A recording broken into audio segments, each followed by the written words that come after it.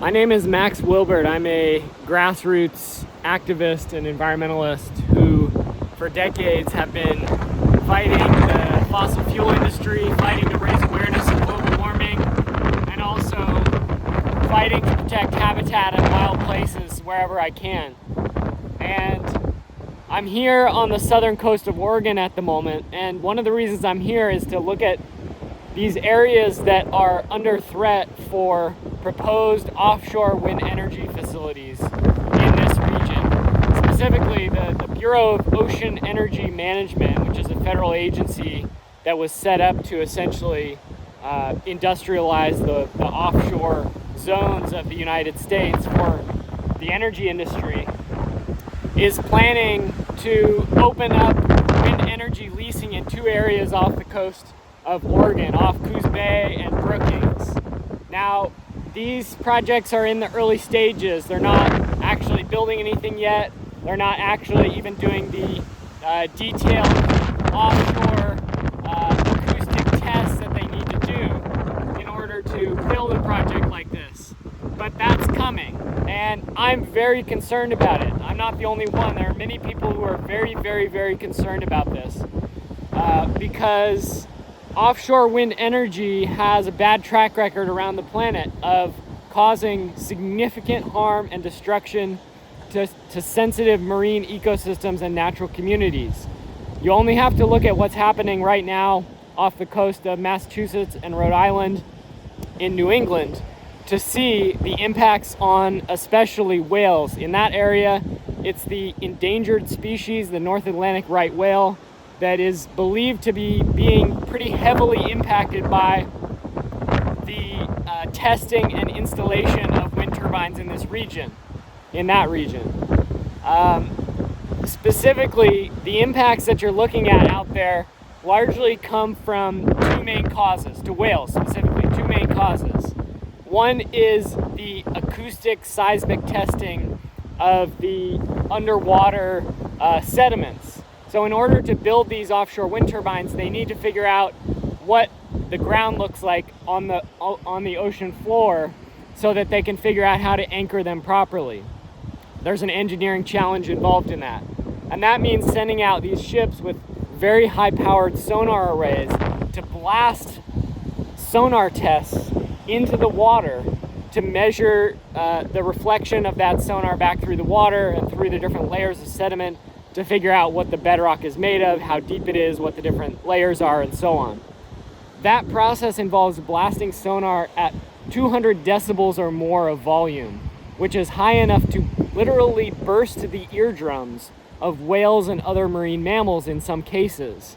This can kill them. It's death by acoustic weapon, essentially.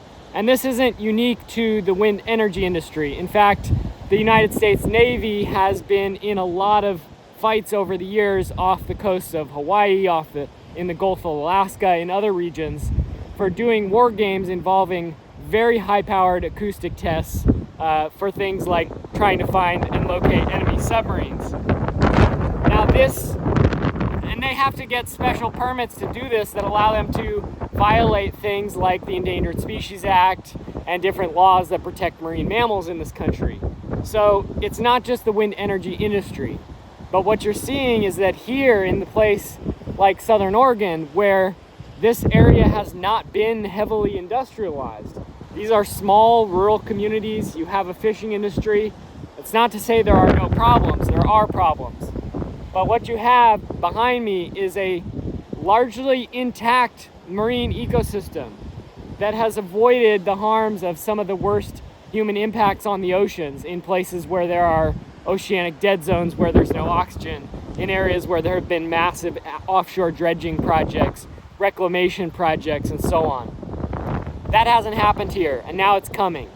So these offshore wind turbines would be 500, 700, 900 feet tall, massive industrial-sized turbines that would turn this wild zone into an energy extraction zone. In my view, this is potentially just as harmful as offshore oil drilling would be in a region like this or in other sensitive areas. The carbon impacts may be lower, but carbon is not the only issue. We need to be concerned about all the issues, all the ways that the planet is being impacted by human activity.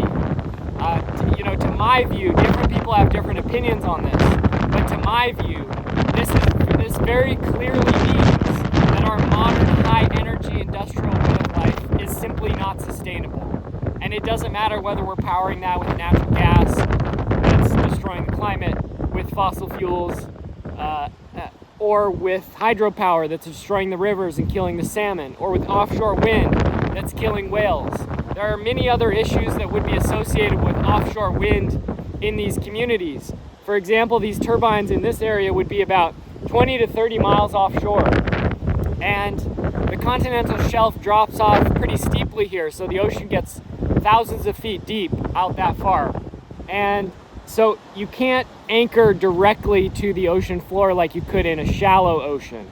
So these would be floating turbines. They would have a very large floating base, and then the turbine would be supported on top of that.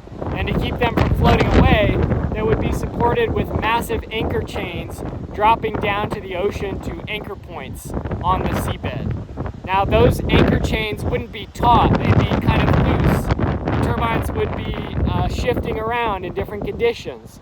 And so these anchor chains and cables would be moving around, dragging on the seafloor, destroying all of the ecology of the seafloor, these very fragile areas that are not used to any disturbance of that sort, none whatsoever. It's a very, very unnatural thing. That would be a major issue. Another major issue out here would be the massive increase in ship traffic.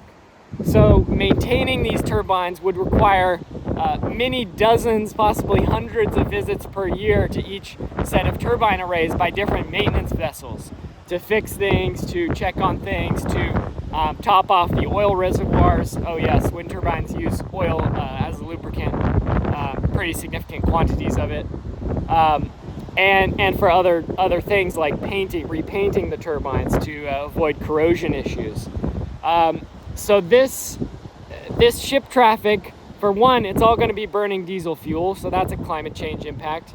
For two, that ship traffic means a much higher risk of ship strikes for whales and other marine mammals. Ship strikes are one of the main causes of mortality for whales. And so this is not a negligible issue, it's actually very, very serious. And another issue would be oil spills and plastics entering the ocean from these turbines and the ships themselves. Turbines break, they just do. They're a machine. As you can see, it's a stormy day out here, and this is actually relatively calm for mid-November on the Oregon coast. This isn't a crazy storm. There have been a few points today where it's been quite a bit windier and more intense than it is at the moment. We're in a lull right now. So in these extreme conditions that you can get out here, where you can literally get hurricane force winds on this coast. They don't call them hurricanes, but you get major storms with hurricane force winds. Turbines will break, oil will spill, it will leak, ships will have issues, and all of this will have impacts on the marine ecosystems, not just here, but throughout the region. Finally, the piece of this that I want to mention as well is that environmentalists over the past decade fought incredibly hard to stop the creation of a major liquefied natural gas export terminal in Coos Bay, Oregon. And that would have involved a major new pipeline and an expansion of the port of Coos Bay, dredging in the bay there and the river to allow larger ships access to the port, the major industrial facility they wanted to build to export huge amounts of natural gas overseas, primarily to Asia, to be burned. And we've stopped that. We stopped that pipeline. I can't claim barely any credit. I played a very, very, very minor role in that fight, but I did participate to a small extent. And we won. We stopped that. And it was a coalition of people coming from across the political spectrum, from across the state, who came together and said, no, you can't do this to our communities. We don't want you crossing all these rivers and streams with your pipeline. We don't want you eminent domaining all of this private property. We don't want you exporting all this stuff to be burned in a climate bomb. And this project, if it goes forward, this offshore wind energy project here, would almost certainly result in a very similar expansion to the port of Coos Bay, with the same impacts to the bay itself, the river, and the community from major dredging and all of the ecological impacts that are associated with that. So I think this is we need to look at this as yet another major industrial project meant to provide huge amounts of energy to an unsustainable way of life, an unsustainable industrial civilization. And if we have in our hearts the desire to protect the land, the ocean, for future generations, to leave something worth our children and our grandchildren seeing, to protect not only the climate, but the marine mammals of this stunning, exceptional landscape that deserves to be protected, not industrialized. I am not a not in my backyard activist. I live inland from here, a few hours away, but this is a place that I'm very connected to. I want this place to be protected and preserved, and I feel the same about the Atlantic seaboard. I feel the same about the North Sea. I feel the same about all the wild landscapes around the planet that are being sacrificed to this insatiable drive for more energy, more consumption, more consumerism. I believe that we need to live vastly simpler, more localized ways of life. And these agencies, these corporations will try to sell us. They will try to blackmail us. They will try to bribe us. They will try to buy off communities with millions of dollars in community benefits and so on. Don't believe in their lies. Don't take their money. Don't get in bed with these people who do not have the best interests of these communities at heart, who do not have the best interests of this beautiful landscape, this beautiful ocean that is irreplaceable. The only planet known to sustain life in the universe is being destroyed as we speak. We are in the midst of a mass extinction event. Life on the planet is in a true crisis right now. People often speak about collapse as if it's some possible future scenario, but that's not true. Life on this planet is in a state of collapse right now, and that collapse has been ongoing for hundreds of years because of the activities, the insatiable growth activities of industrial civilization, of this culture.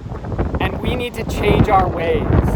We can't simply swap out the type of energy source we're using to power an unsustainable way of life and then pretend that that's going to make everything okay. We need to make much more significant and fundamental changes. And yes, that is more challenging. Yes, that is more difficult. Yes, many people may say it is unrealistic. But what I think is truly unrealistic is the thought that we can continue to destroy the land and the ocean and the atmosphere and all the beauty of this planet that we rely on for every breath of air, every sip of water, every bite of food, our clothing, our homes, everything that we need to survive, and say that somehow things will work out okay. That is the true madness to me, and that's what we need to stop. So thank you for watching this video. This campaign is in the early stages, but I'm going to continue to report from the front lines here, and we'll be sharing more information going forward. If folks want to get involved in this, if they want to be part of this, let me know. Get in touch with me. I'll add you to some preliminary lists, and as we move forward with building broad community-based opposition to these projects, we can collaborate and work together. Thank you.